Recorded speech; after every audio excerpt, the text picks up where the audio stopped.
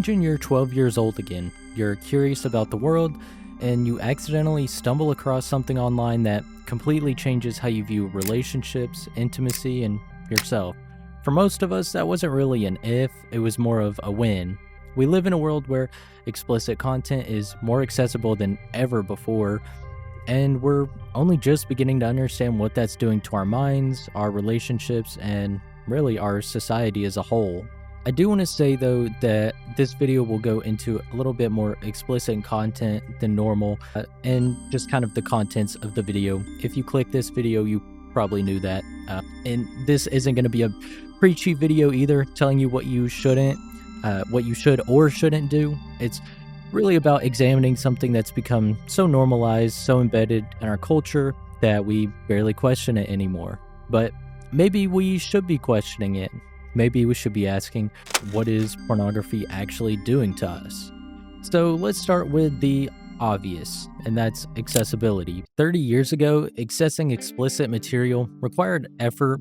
You had to be an adult, you had to go to an adult store, and you had to make a conscious decision.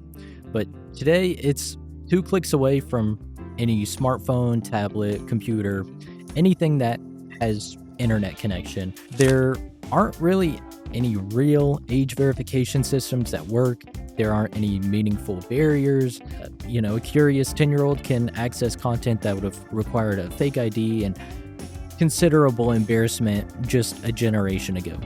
And here's the thing, this isn't happening in a vacuum. The average age of first exposure to porn is now somewhere between 11 and 13 years old. And just think about that for a second. These are kids who haven't even had their first real quote-unquote crush yet, and they're being introduced to sexuality through content that's often violent, degrading, and completely divorced from reality.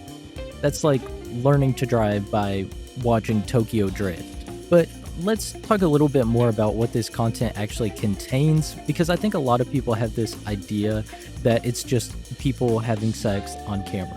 The reality is much darker in my opinion, because studies have found that the majority of mainstream content contains acts of aggression, violence, or degradation. We're talking about content that normalizes choking, slapping, and other forms of technical violence as standard sexual practices. And this isn't fringe content, this is mainstream. So what happens when developing brains are exposed to this?